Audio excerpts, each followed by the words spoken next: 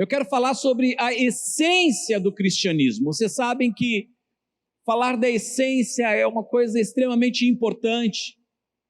Falar da essência fala das coisas centrais, fala das coisas vitais, fala das coisas mais relevantes.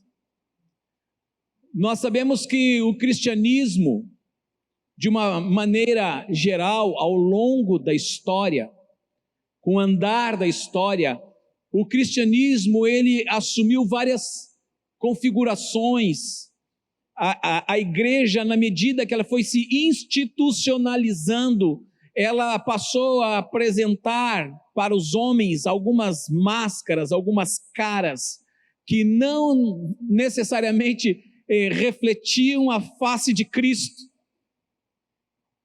E já tem tempo que algo queima no meu coração e me preocupa, é de resgatar, é de buscar a essência, aquilo que é vital, a verdade fundamental que está nos evangelhos, que está em Cristo Jesus. Há algum tempo atrás eu fui convidado para ministrar a um seminário onde tinha só pastores, e eu estava em Porto Alegre. Eu me lembro que, já pensando sobre esse tema naquela época, eu coloquei para os irmãos que ali estavam, eles bem conhecem a geografia de Porto Alegre, onde tem ali o Riacho Ipiranga, o famoso dilúvio na Avenida Ipiranga. Quem conhece lá o dilúvio na Avenida Ipiranga em Porto Alegre? Quem conhece? Levanta a mão.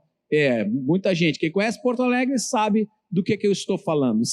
E eu pergunto, fazer a mesma pergunta que eu fiz para eles: quem teria a coragem de tomar banho no Riacho Ipiranga de Porto Alegre, no dilúvio de Porto Alegre? Alguém que teria coragem de tomar banho ali? Vocês estão na mesma postura que todos os pastores naquele dia disseram: não, de forma alguma, aquele lugar é altamente poluído, aquele lugar, certamente, se uma pessoa tomar banho ali, vai adquirir muitas doenças. E aí eu disse para eles: pois eu tomo banho ali, eu tomaria banho. Eles olharam, mas como assim? Eu disse: depende do lugar, porque as fontes, as nascentes daquele riacho são de águas limpas. As nascentes do Riacho Ipiranga, ali de Porto Alegre, brotam águas muito limpas. Ali dá para tomar banho. Você não vai se contaminar e até vai saciar sua sede, mas ao longo do percurso, do leito daquele riacho, ele vai recebendo tanto lixo, tanto lixo, tanto lixo, tanto esgoto. E sim, ao longo do caminho é difícil, não dá para tomar banho. Eu usei esse exemplo para falar sobre a igreja e o viver da igreja, e eu não estou falando da Igreja Batista Nacional, eu estou falando da Igreja de Cristo no mundo. Ao longo da história, nós temos um evangelho anunciado por Cristo, sustentado pelos apóstolos e pela igreja lá do primeiro século, um evangelho tão cristalino, um evangelho tão genuíno, tão puro de propósitos. Mas com o passar dos dias, os homens foram contaminando, e aquilo que veio a se tornar a igreja, os homens que são lá de fora criticam muito, têm muita dificuldade de aceitar a igreja ou o cristianismo na forma como ele se apresenta hoje, de uma maneira geral. E quem é do meio universitário sabe o quão rejeitado é o cristianismo ou a igreja, tantos argumentos contra a igreja, argumentos históricos, argumentos filosóficos, são muitos argumentos contra a igreja por conta daquilo que a igreja veio a manifestar ao longo dos anos. Aqui estamos nós, no desafio de buscarmos a essência, no desafio de buscarmos as nossas fontes, de buscarmos a raiz do Evangelho e entender o que é principal, o que é fundamental, o que é de maior relevância, ainda nos dias de hoje. E sobre essa temática, a essência do cristianismo, eu vou abordar com vocês um total de 7 textos. Nós vamos passear um pouco na Bíblia. 7 textos. Mas eu quero começar com a fala do próprio Senhor Jesus, porque o Senhor Jesus foi questionado sobre isso. Ele foi questionado e ele trouxe uma resposta muito evidente, muito contundente. E é em cima da resposta de Jesus que nós vamos trabalhar a essência do cristianismo. Abra sua Bíblia em Marcos capítulo 12. Marcos 12, do verso 28 ao 34.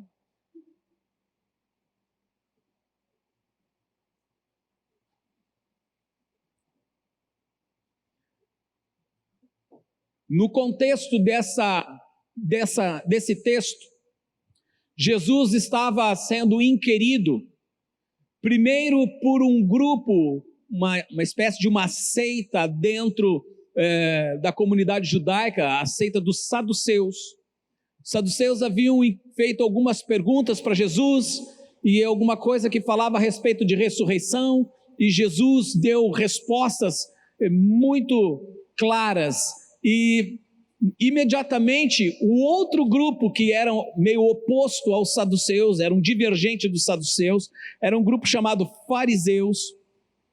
Alguém da liderança ali do meio dos fariseus também começa a fazer perguntas a Jesus.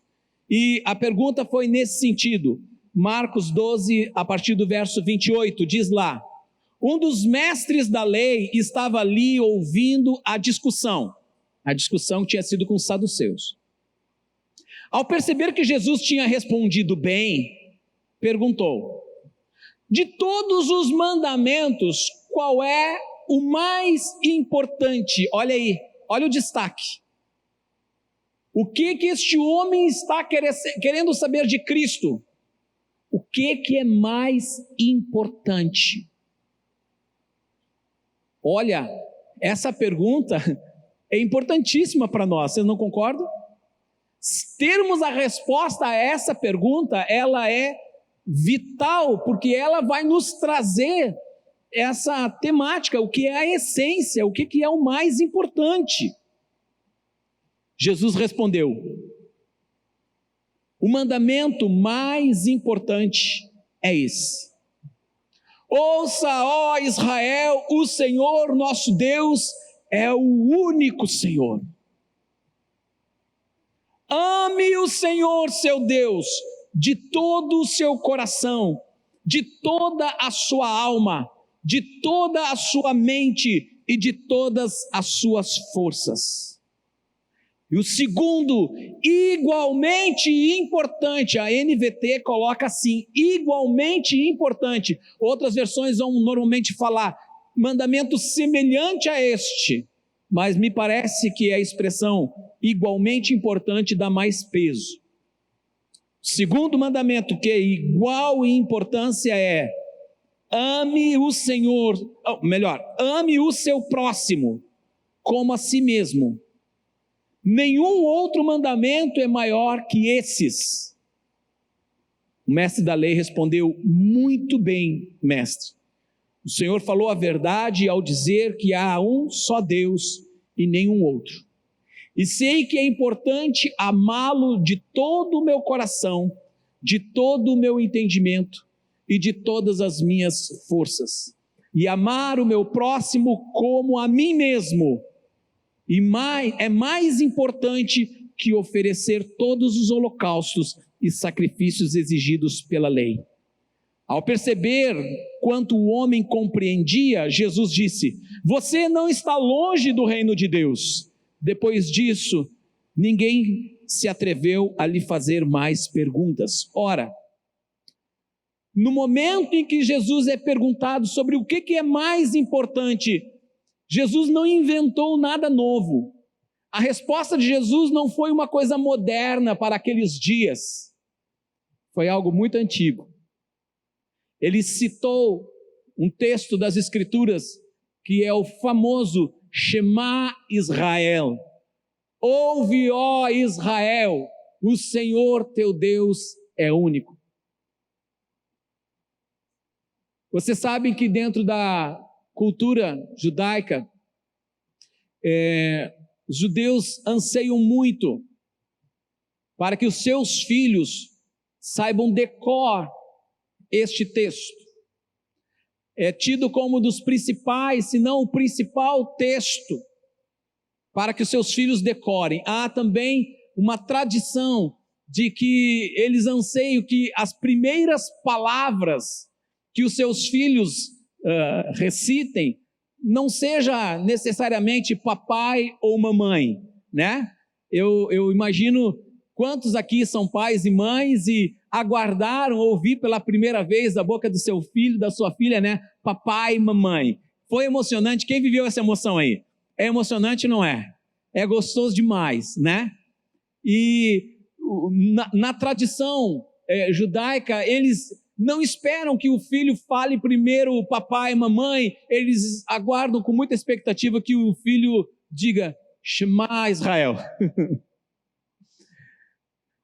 Eu me lembro, fazendo um parênteses, eu me lembro de uma pequena frustração da Cristiane, quando a Lulu era bem pequenininha e estava conosco, passando uma temporada ali em casa, uma irmã que chama-se Áquila. E como a gente estava chamando a Áquila, né, todo o tempo, Áquila, Áquila, Áquila, Áquila, qual é a primeira palavra que a Lulu fala? Áquila. Não foi mamãe, não foi papai, foi Áquila.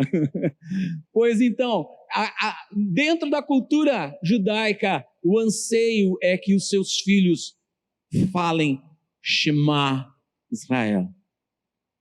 De tão importante, e Jesus faz essa citação, e o Shema Israel compreende o quê? O grande mandamento, e é um grande mandamento desdobrado em dois, que é amar a Deus e amar ao próximo.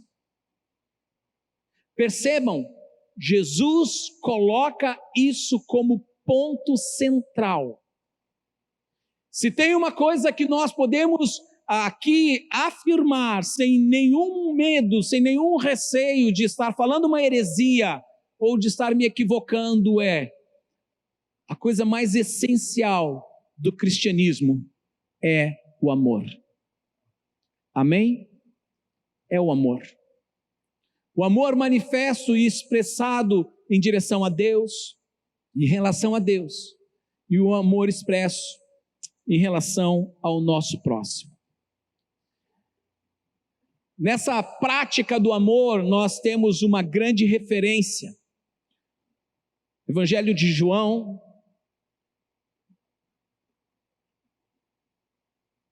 antes de citar o texto do Evangelho de João, ainda nesse texto anterior, a forma como Jesus fecha essas palavras ali, eu acho fascinante, porque o camarada que estava inquirindo Jesus, né?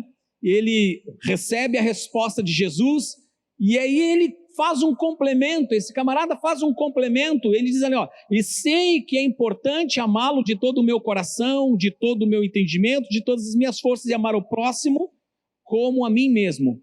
Aí, palavras daquele homem, é mais importante que oferecer todos os holocaustos e sacrifícios exigidos pela lei.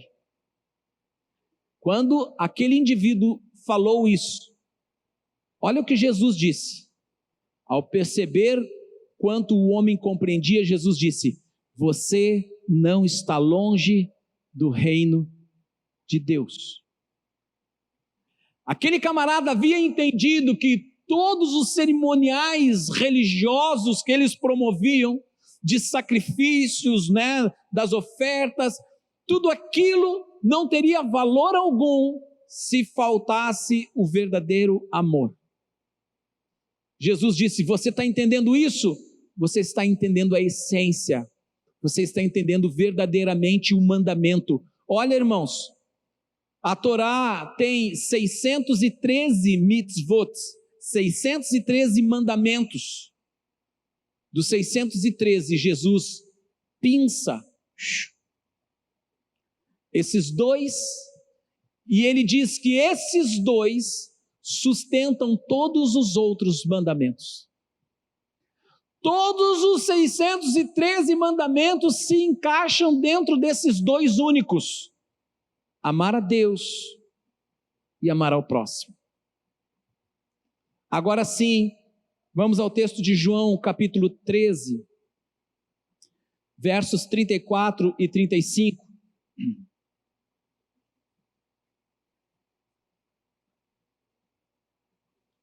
O contexto aqui é: Jesus está com os discípulos, reúne os discípulos, véspera da sua morte, ele está por ser entregue pelo traidor, e Jesus tem uma ceia com seus discípulos, e ele entra naquele recinto, e ele começa a lavar os pés dos discípulos. Sabe, a prática do lavar os pés era algo muito comum e até necessária, porque as pessoas, elas não tinham as pavimentações que nós temos hoje, as ruas eram de chão, e eles usavam sandálias, então eles caminhando para lá para cá, seus pés se empoeiravam. Quando chegava na casa de alguém, era de praxe que alguém vinha lavar os pés do visitante, do convidado. Era uma atitude de respeito, era uma atitude de honra e de amor. No entanto, quem costumava fazer isso eram os escravos. Se naquela casa tinha um escravo, o que era muito comum, quem fazia a lavagem dos pés deste visitante eram os escravos. Se não tinha um escravo, eram as pessoas, digamos, na hierarquia do ambiente, a menos representativa. Ou seja, era uma função de pouco reconhecimento, embora fosse algo importante e necessário.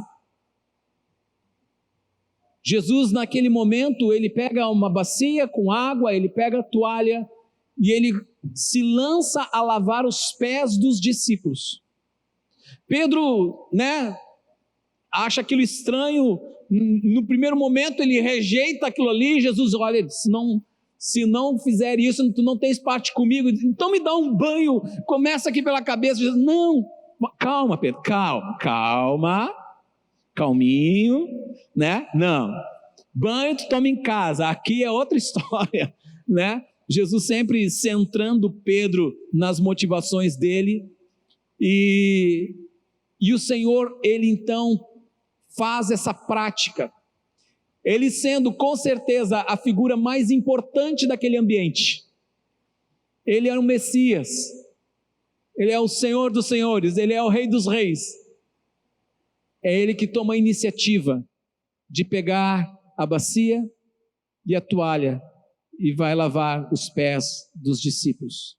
E ele toma essa atitude como uma prática referencial, como uma disposição do coração dos seus discípulos. Ele diz aos discípulos: vocês querem ser reconhecidos, vocês têm que servir. Quem quer ser grande tem que ser como um menor. No texto, no versos 34 e 35 diz: por isso agora eu lhes dou um novo mandamento: amem uns aos outros. Ora, mas amar uns aos outros não era novo. O mandamento de amar uns aos outros já estava lá no Shema Israel. Só que ele acrescenta com a seguinte palavra: assim como eu os amei. A forma como Jesus amou, isso era novo. A forma como Jesus amou servindo, a forma como Jesus amou cuidando, se fazendo servo, isso era novo. E ele diz: vocês devem amar uns aos outros. Assim como eu os amei, vocês devem amar uns aos outros. Seu amor uns pelos outros provará ao mundo que são meus discípulos. Irmãos, a igreja só vai ser reconhecida efetivamente como cristã, como discípulos de Jesus, se nós praticarmos isso, se nós vivermos a realidade de amar uns aos outros. Eu diria que este amor de uns aos outros não se restringe a amar a nós mesmos aqui do nosso ambiente, mas se expande para amar o próximo, seja quem for este próximo. Sabem de uma coisa? A igreja nos 3 primeiros séculos da história do cristianismo, a igreja foi extremamente perseguida, mas não pelo povo. Ela foi perseguida pelas elites, ela foi perseguida pelas grandes autoridades, ela foi perseguida por aqueles que a postura da igreja denunciava a corrupção, denunciava a imoralidade, denunciava a injustiça. Então, aqueles que eram ameaçados de uma certa forma no seu status quo, no seu poder, estes perseguiam a igreja, seja no alto clero, seja na alta liderança judaica, seja na alta liderança imperial de Roma. Mas o povo amava a igreja. Porque era impactante a forma com que a igreja vivia. Atos dos Apóstolos nos registra de que a igreja caía na simpatia de todo o povo. E dia após dia, a igreja crescia. Deus ia acrescentando os que iam sendo salvos. Por quê? Por causa da forma impactante, amorosa que a igreja vivia. Causava constrangimento, causava atração, causava desejo nas pessoas de querer estar com aqueles chamados cristãos, porque o meio deles era uma coisa muito especial.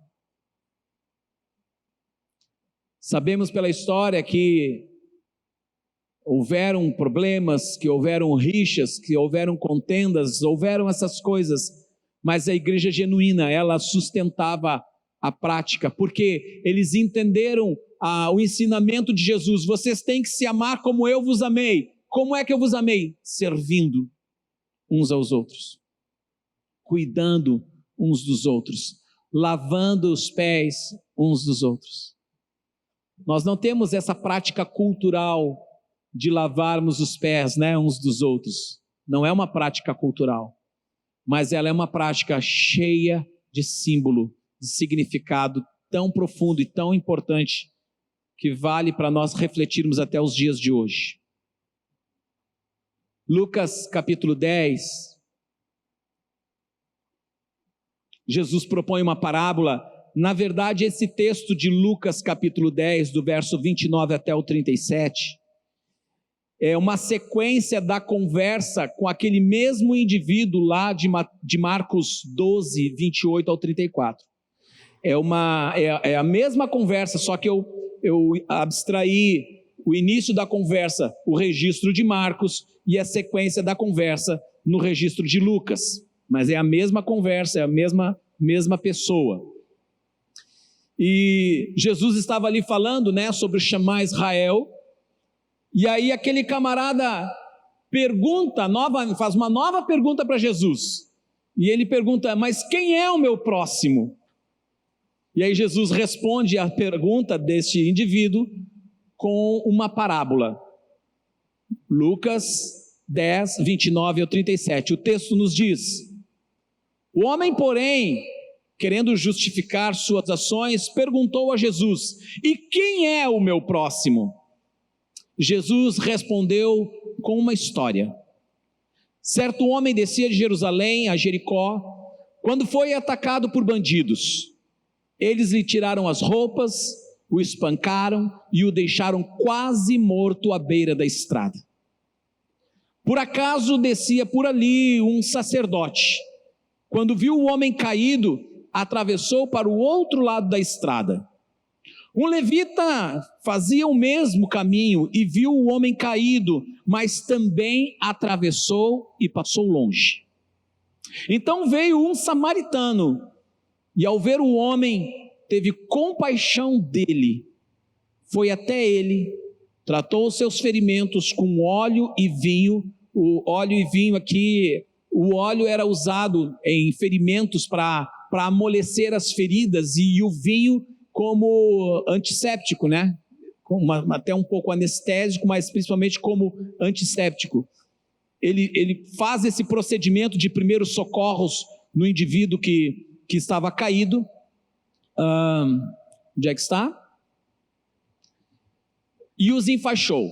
Depois colocou o homem em seu jumento e o levou a uma hospedaria, onde cuidou dele.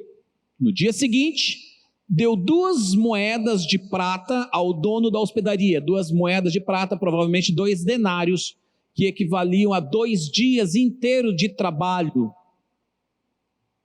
Ele deu ao dono da hospedaria e disse: cuide deste homem.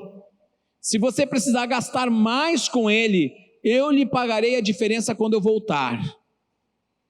Qual destes 3 você diria que foi o próximo do homem atacado pelos bandidos? Perguntou Jesus. O especialista da lei respondeu: aquele que teve misericórdia dele. Então Jesus disse: vá e faça o mesmo. Que interessante, essa parábola ela é extremamente intrigante. Pelas figuras, pelos personagens que Jesus envolve nessa parábola. Primeiro ele fala de um homem que é atacado, que é espancado e é dado praticamente como morto, deixado à beira do caminho, e que provavelmente era a figura de um judeu que havia sido atacado por bandidos. Mas depois ele fala da figura de um sacerdote, um homem religioso, de extrema importância para a sociedade judaica. E ao andar por aquele caminho, se depara com a cena daquele homem que ele julgou à primeira vista possivelmente estar morto. E ele toma uma decisão, aquele sacerdote toma uma decisão. Qual é a decisão? Eu não vou me envolver com isso. Eu vou passar de lado, porque tantas razões poderíamos encontrar aqui. Porque está com pressa, ou porque não era prioridade dele, porque ele tinha outra coisa para fazer, porque a agenda dele já estava comprometida com outra coisa. Tanta coisa pode ser, mas uma das coisas plausíveis é que, se de fato aquele homem estivesse morto, e ele como sacerdote tocasse naquele corpo, naquele cadáver, ele se contaminaria ritualisticamente, ele ficaria contaminado, ele não poderia fazer isso. Não para voltar ao templo e fazer algum sacrifício. Da mesma maneira, o levita, que também é um homem envolvido com as demandas dos sacrifícios e dos cultos, ele tem a mesma atitude do sacerdote. Ele se coloca indiferente à necessidade daquele homem que está agonizando. Me parece que essa cena não é muito diferente do que nós vemos na televisão nos dias de hoje, nas notícias. Esses dias eu fiquei chocado, um cidadão sofreu um acidente num caminhão, e ele estava vivo, agonizando ali, e ninguém socorrendo ele, mas todo mundo saqueando a carga do caminhão. Meu Deus, que humanidade é essa? Que povo é esse? Que seres humanos são estes? Jesus usa a figura de um samaritano para ilustrar essa ação de socorro. E por que Jesus usa a figura do samaritano? Primeiro porque os samaritanos eram um povo que estava dentro do território de Israel, dos quais os judeus odiavam. Aliás, o ódio era recíproco. Eles se detestavam por uma questão histórica de origem, de raízes, que não vem ao caso aqui. Mas os samaritanos acabaram desenvolvendo, criaram um outro templo fora de Jerusalém. Eles fizeram no Monte Gerizim um templo. Eles fizeram todo um sistema de culto, de ritual, até uma pseudo-torá eles também desenvolveram para eles. E isso fazia com que os judeus tivessem ainda mais ódio deles. A rixa fosse cada vez mais profunda. Mas notem que Jesus aponta que o sacerdote e o levita, ou seja, os homens religiosos, eles simplesmente ignoraram o sofrimento daquele homem. E por mais que aquele homem tivesse morto, eles ignoraram a memória daquele homem, a dignidade, a honra daquele homem. E Jesus salienta que é um samaritano que passa por aquele caminho e que vê a cena, e esse samaritano tem compaixão. Esse samaritano tem uma atitude, ele para o que ele estava fazendo, ele usa dos seus meios, do seu vinho, do seu azeite, das suas ataduras, ele pega aquele corpo ferido, machucado, aquele homem arrebentado, coloca sobre o lombo do seu animal. Evidentemente ele foi a pé, abriu mão do seu conforto de estar sobre o seu animal de carga para dar o lugar para aquele homem necessitado.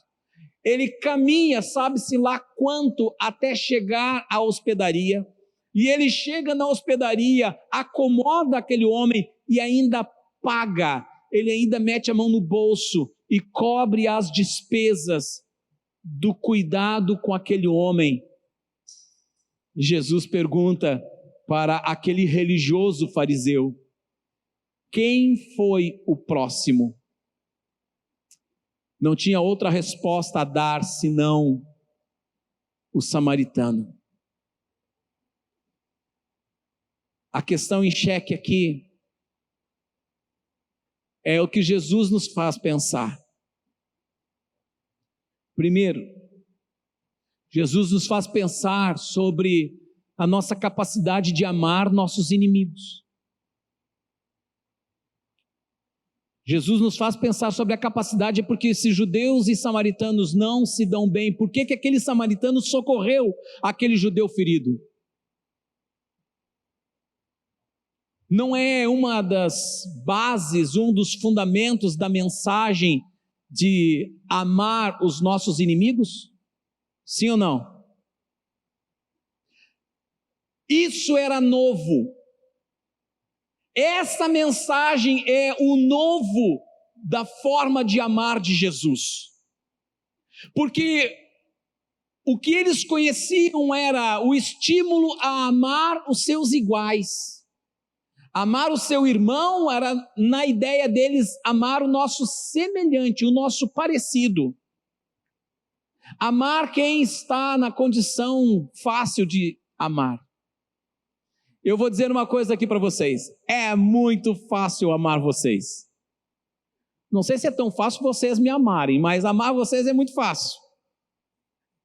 É muito fácil. Vocês são todos bonitinhos, todos cheirosinhos, todos ajeitadinhos. Vocês são tão queridos. Tem uns de vocês que de vez em quando traz pãozinho para mim. Fazem docinho. Esses dias eu ganhei um potezinho de ambrosia.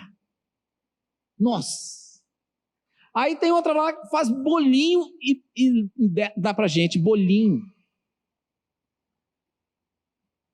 Irmã Maria Augusta, 2:03, separa algumas coisinhas que ela tem lá do terreno deles lá. Esse dia o pastor Edson trouxe por mãos da irmã Maria Augusta pimenta, até pimentinha, aquela, né, malaguetinha aquela de presente. É fácil amar vocês, é fácil devolver o amor, mas e amar aquilo que aparentemente é difícil e complicado de amar? Vamos criar situações hipotéticas que não estão mais hipotéticas assim? E amar os viciados? E amar os homossexuais? E amar os criminosos? E amar aqueles que não nos amam? É amar esse diferente que nos torna parecidos com Jesus. É amar aquilo que não é agradável de amar, não é desejável amar. É amar aquele que está lá na sarjeta, na rua. É amar aquele que vem na tua direção e tu está ali dentro do carro e você vê que ele vem na sua direção e vai pedir alguma coisa. E você fica pensando, tomara que pule, que abra o semáforo logo, ou que vá para o carro de trás. Ou então aquela criança ranhentinha que fica ali do lado de fora e você está com o vidro absolutamente fechado, porque não quer o contato com o lado de fora. Amar a estes é que nos faz amar na forma nova que Jesus estava ensinando a amar. Amar aqueles que nos causam mal até, aqueles que nos causam tristezas, que nos decepcionam. Porque o natural é nós adquirirmos sentimentos de vingança. O nosso homem natural se alegra quando o nosso suposto inimigo quebra a cara, se dá mal, se machuca, quando ele é derrotado, quando ele é vencido. Nosso homem interior, ele diz lá dentro, bem feito. É castigo de Deus. É como que se Deus estivesse tomando a tua causa e mandado anjos capangas lá para executar aquele camarada lá que te fez algum mal. Não. O evangelho de Jesus é diferente. O evangelho de Jesus ele está sendo açoitado, ele está sendo ferido, machucado, cuspido, humilhado, e ele está dizendo, Pai, perdoa, eles não sabem o que fazem. Da mesma maneira que Estevão também, ali, diante de uma situação iminente da morte, a ser apedrejado, ele faz o mesmo clamor ao Deus eterno, dizendo, Pai, perdoa eles. Isso é amar os nossos inimigos. É quando o Senhor Jesus vem e nos ensina, diz, se o teu inimigo está com fome, dá-lhe de comer. Se ele está com sede, dá-lhe de beber. Na lógica humana, se o teu inimigo está com fome, você tem que aproveitar essa situação para terminar com ele. Na lógica celestial do reino de Deus, são outros padrões, são outros princípios. Na parábola do bom samaritano, ele questiona a religiosidade em oposto à prática. Quantos de nós temos vivido uma religiosidade templista? Estamos assegurados, como aquele sacerdote, aquele levita, estavam assegurados na sua posição religiosa, e quem sabe muitos de nós tomam o mesmo caminho de nos assegurarmos pelo fato de, não, eu sou crente, eu já fui batizado, eu pertenço à igreja, eu dou o meu dízimo, eu até vou regularmente aos cultos, e toma isso como a sua defesa. Mas o questionamento é: onde está o amor? Onde está o amor? Você acha que essas práticas são sustentáveis pela vida diante de Deus? 1 Coríntios capítulo 12, no verso 31, é o último verso do capítulo 12, e todo o capítulo 13, o apóstolo Paulo vai colocar uma coisa gigante aqui. Primeiro que no capítulo 12 ele estava falando sobre dons, sobre a importância dos dons, sobre a busca dos dons, a necessidade dos dons. Ele está exaltando a questão dos dons, mas aí ele conclui essa situação falando sobre os dons com a seguinte frase, verso 31 do capítulo 12: portanto, desejem intensamente os dons mais úteis. Agora, porém, vou lhes mostrar um estilo de vida. Tem uma versão que vai falar um caminho que supera os demais.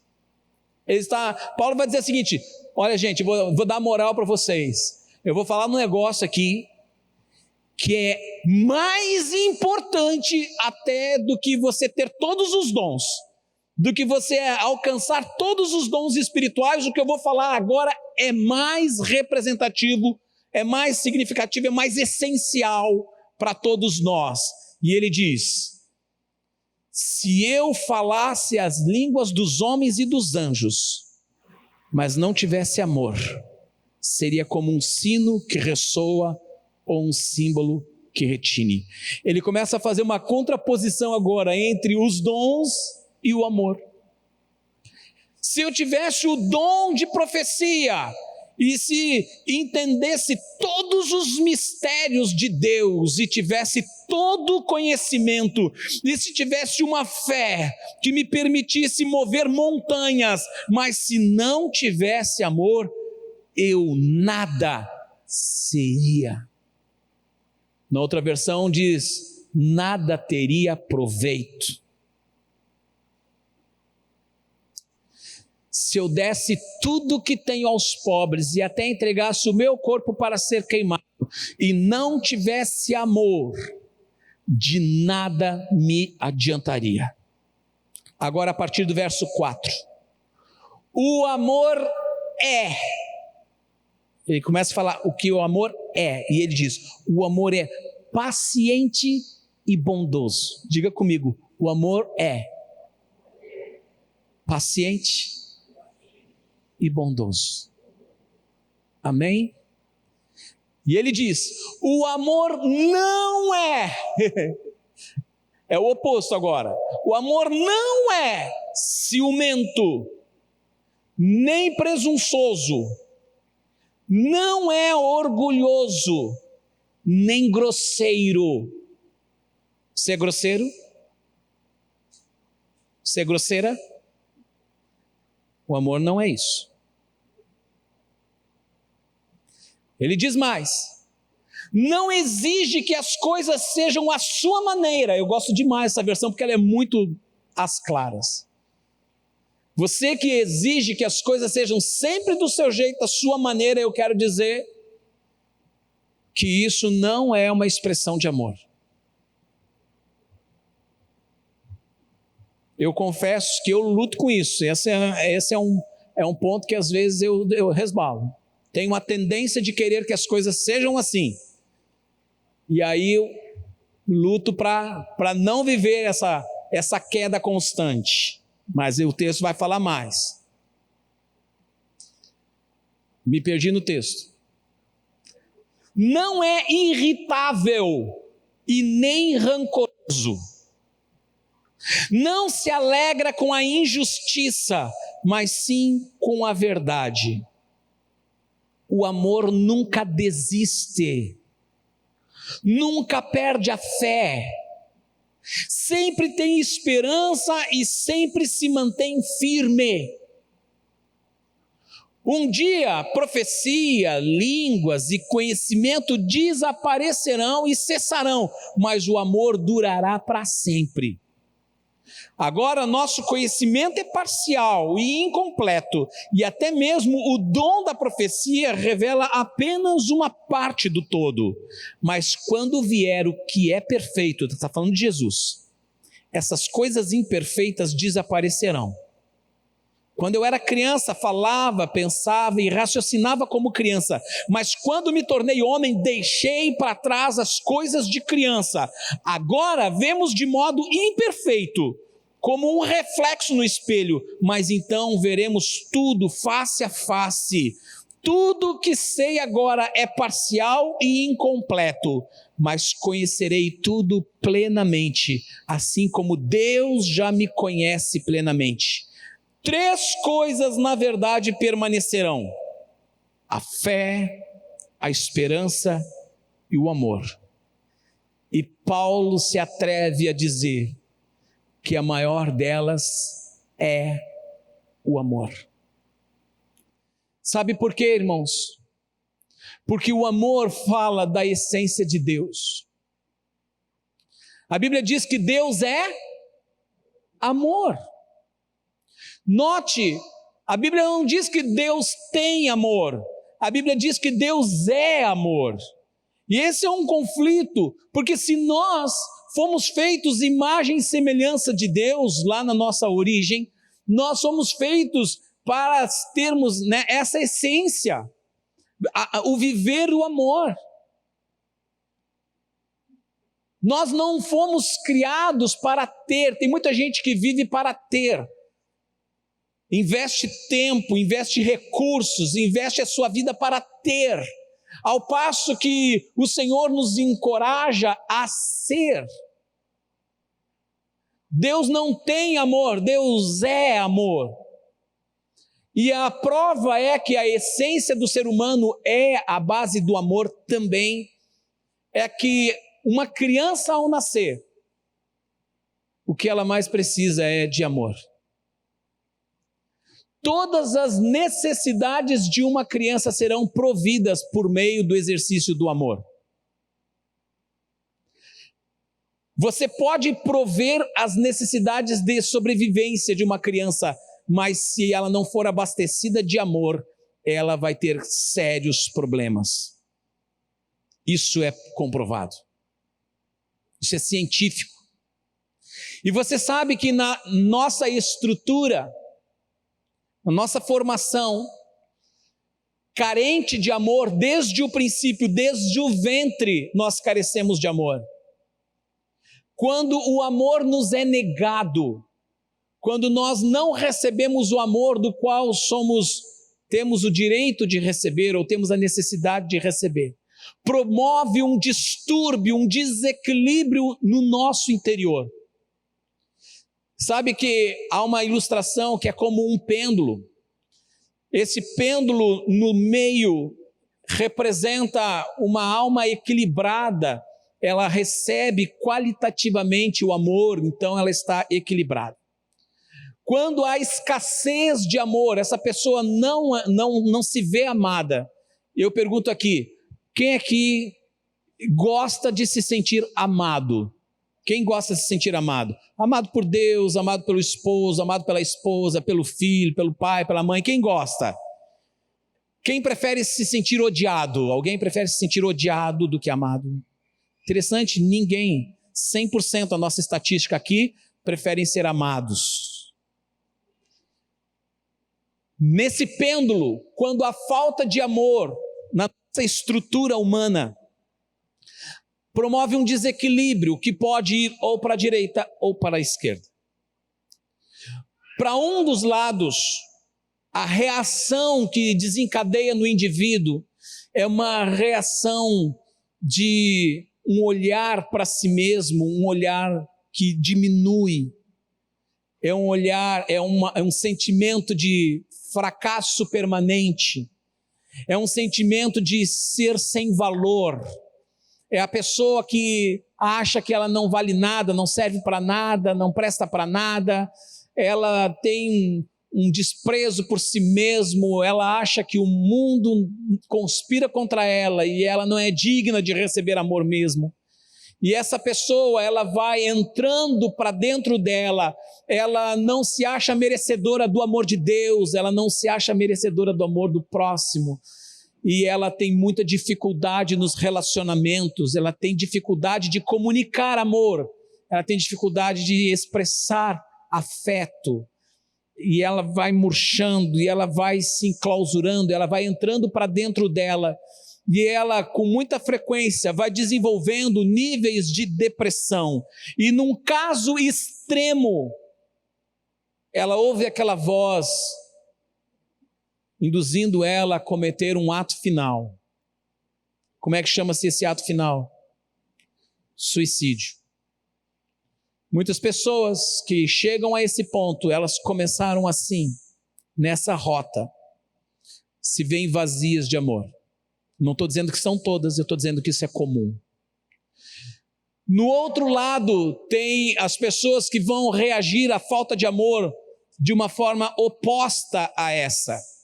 Como elas vão reagir? Elas vão reagir com raiva, elas vão reagir com ira, elas vão reagir com explosão, elas não vão se afundando, elas vão atropelando os outros, elas vão para cima dos outros, e com muita frequência, estes se entregam a vícios, seja da bebida, seja de drogas. São pessoas que são iradas e num estágio final, né, dos seus devaneios, da sua angústia. Se do lado de cá eles cometiam um suicídio, do lado de cá o que eles fazem? Homicídio. Mata o outro. Os presídios estão cheios de pessoas com esse histórico. Cheios. Qual o problema? Falta de amor, na maioria dos casos. Não é à toa que o amor é a essência do cristianismo. O apóstolo Paulo, ele vai fazer um tratado nos capítulo 13, do que não é amor e do que é amor. E agora somos confrontados pelo apóstolo João. 1 João capítulo 4, versos 20 e 21. 1 João 4, 20 e 21, quando João diz assim: se alguém afirma, amo a Deus, mas odeia seu irmão, é mentiroso. Pois se não amamos nosso irmão a quem vemos, como amaremos a Deus a quem não vemos? Ele nos deu este mandamento, que quem ama a Deus, ame também seus irmãos.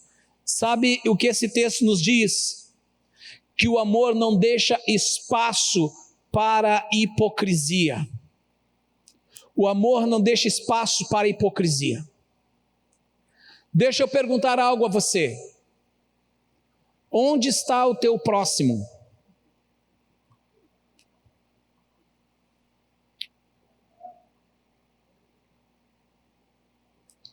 Danilo, o que a Cláudia é tua? Fala alto para nós ouvir. Ela é teu próximo, ela é tua esposa. O que mais que ela é? Tua amada. O que mais? Não quero gerar briga entre vocês, tá? Não é a intenção. O que mais que ela é tua? Uma só carne. Também. Tem mais coisa que ela é tua. Companheira. Vou te dar uma cola. Ela é tua irmã. Faz sentido? Teu esposo é teu irmão. E eu não estou aqui incentivando incesto, tá? Não é isso. É outra história, estamos falando espiritualmente. Tua esposa é tua irmã. Teus filhos, se eles estão em Cristo, eles são teus irmãos. Teus pais, estando em Cristo, são teus irmãos. Porque Deus tem só uma categoria: Ele é pai, o resto tudo é filho. Se o resto tudo é filho, em Deus nós somos todos irmãos. E o texto aqui está dizendo que nós temos que amar o nosso irmão. Ele está falando de alguém que está próximo, muito próximo. E aonde, irmãos, preste bem atenção, aonde há muita negligência de amor, é justamente aonde deveria ter a maior expressão de amor. É dentro de casa. É dentro de casa que nós vamos esbarrar com as negligências do capítulo 13 de 1 Coríntios. É dentro de casa que nós vamos encontrar as grosserias, as gritarias, as contendas. É dentro de casa que nós vamos encontrar atitudes, comportamentos que não refletem amor. A indiferença, a falta de cuidado, a falta de carinho, a falta de amor, a falta de palavras, a falta de afeto, a falta de gesto, a falta de uma série de coisas que caracterizam o amor. A falta de compreensão, a falta de bondade, a falta de doçura,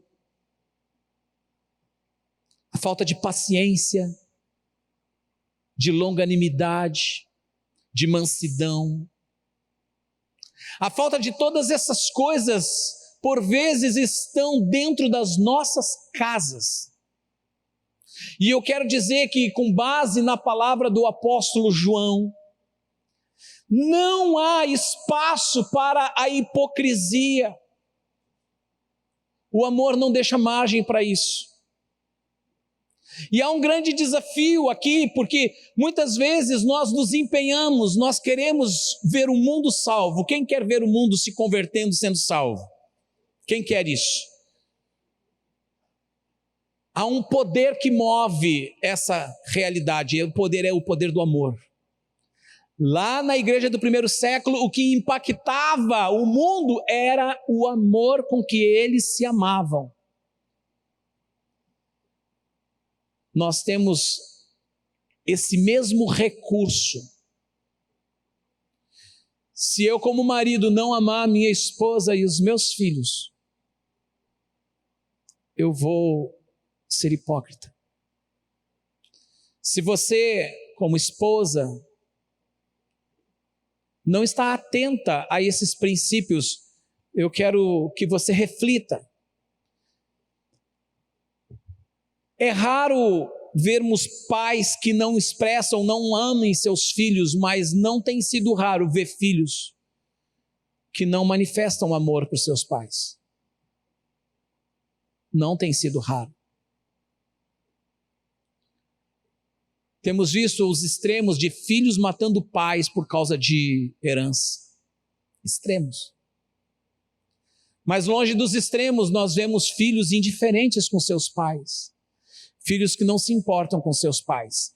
Filhos que abandonam seus pais na velhice e deixam seus pais padecer necessidades. Que amor é esse? Se não amamos aqueles que nós vemos, que estão ao nosso alcance, que convivem conosco, se não somos capazes de amar a estes, nós somos capazes de dizer que nós amamos a Deus? Não há espaço para hipocrisia. Nós temos que repensar a nossa vida, a nossa estrutura de vida por completo. 1 João capítulo 3, nos versos 17 e 18, também nos mostra que o amor não nos permite ser indiferente. Assim como no caso da parábola bom samaritano, nós vamos ver que não há espaço para sermos indiferentes. Olha o que diz o texto, 1 João 3, 17 e 18. Se alguém tem recursos suficientes para viver bem e vê um irmão em necessidade, mas não mostra compaixão, como pode estar nele o amor de Deus? Filhinhos, não nos limitemos a dizer que amamos uns aos outros. Demonstremos a verdade por meio das nossas ações. O verdadeiro amor não nos permite ser indiferentes. E aqui eu quero confessar algo que me tocou profundamente há uns dias atrás. Há uns dias atrás eu fui visitar um irmão, fui tomar um café da manhã com ele, na casa dele. E ele mora aqui bem pertinho. Bem pertinho. Quem conhece aqui uma comunidade chamada Estação dos Ventos? Quem conhece a Estação dos Ventos? 1, 2, 3. 3 pessoas. De manhã nós tivemos 2 pessoas. Irmãos, Estação dos Ventos fica aqui do lado. 3 minutos a pé de onde nós estamos aqui. É passar aqui o viaduto ali, passou do lado do moinho, para o lado de lá do moinho é a Estação dos Ventos, e se vai para o lado de lá dos trilhos, até chegar lá na Schirmer, lá atrás.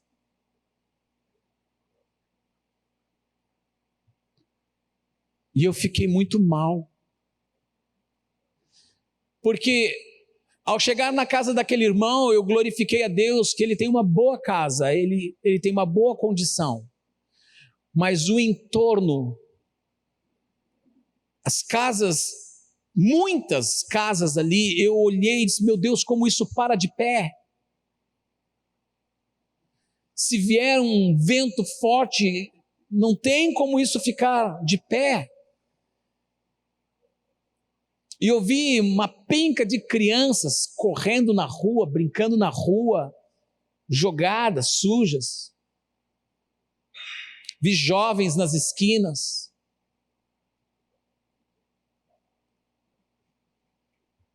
E me doeu profundamente, sabe por quê? Porque nós estamos aqui há anos. Há alguns anos nós estamos aqui. E sabe qual o nosso grau de relevância para aquelas pessoas que estão ali do nosso lado, são próximos, bem próximos a nós? Nossa relevância é praticamente 0. Eu me senti envergonhado diante de Deus, me senti sujo, pecador, hipócrita. Quando é que nós vamos acordar como igreja?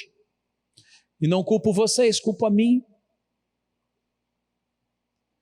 É verdade que nós já demos muitas cestas básicas para eles lá, mas não é isso. Não é você dar uma cesta básica e aliviar sua carga de consciência, e fiz a minha parte, e não. Sabe, nós podemos fazer uma diferença tão gigante naquela comunidade. Nós podemos ser instrumentos nas mãos de Deus para transformar a realidade daquelas pessoas. Permitir que elas sonhem com um futuro que hoje é impossível elas sonharem. Quantos aqui teriam condições, por exemplo, de juntar aquelas crianças e auxiliar elas nos estudos, dando uma aula de matemática, de português, quantos poderiam, com seus dons e talentos, quem sabe ensinar uma profissão para um daqueles jovens que não tem outra opção, eles ficam ali nas esquinas, à mercê da drogadição.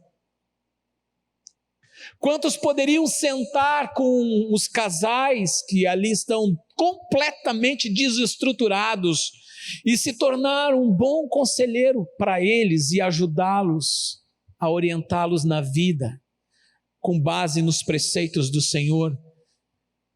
Mas sabe o que nós precisamos para fazer isso? Amor. O amor, no verdadeiro amor, não existe a possibilidade de fecharmos os olhos e sermos indiferentes. No amor que vem de Deus, nesse amor que vem a essência, Ele nos toma, Ele nos compromete, Ele não nos permite passar de lado.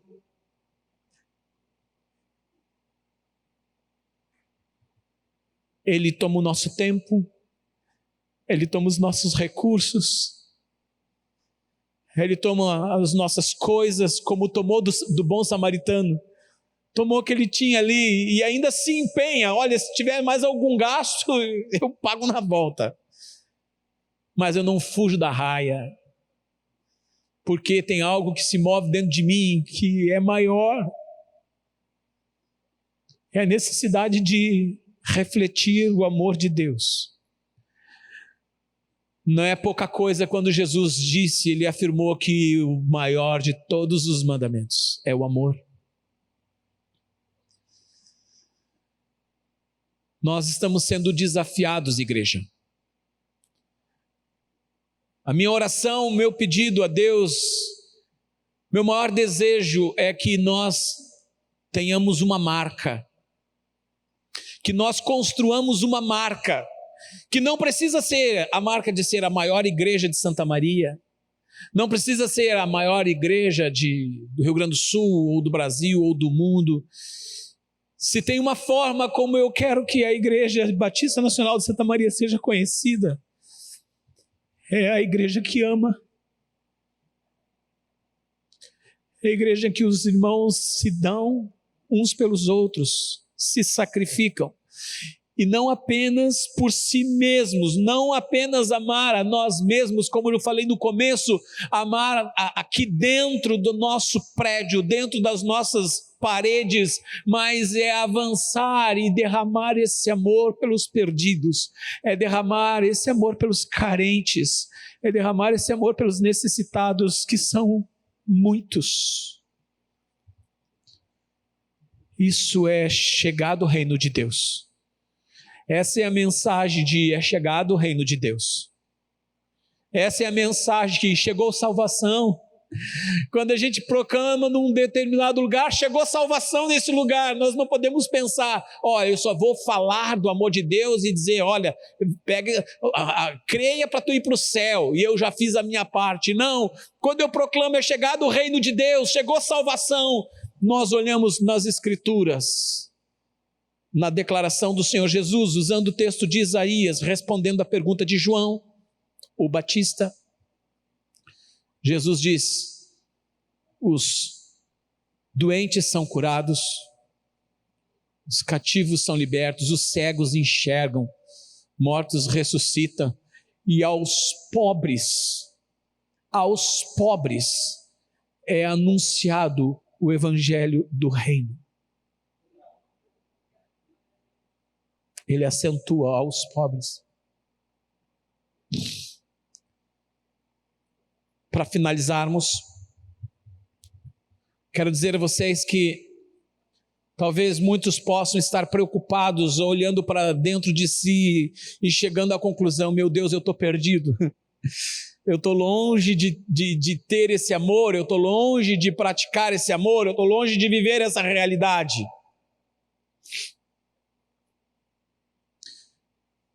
Tem uma forma, um único caminho para você possuir este amor genuíno.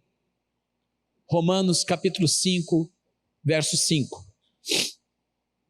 Romanos 5, 5 diz, essa esperança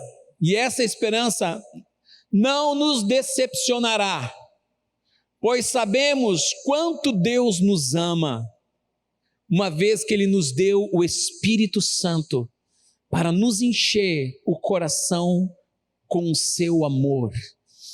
Numa outra versão vai dizer, porque o amor de Deus é derramado em nossos corações pelo Espírito Santo. Se você quer amar como Cristo amou, se você quer amar nessa expressão do mandamento novo de Jesus, você precisa se encher do Espírito Santo. Se você não encher-se do Espírito de Deus, se você não se voltar para esse amor a Deus, por isso ele cita primeiro amar a Deus. Quando você se volta para amar a Deus, a buscar ao Senhor, a se encher do Espírito de Deus, você vai perceber que o amor vai fluir de você. Você não vai fazer esforço para amar. Você vai amar com naturalidade.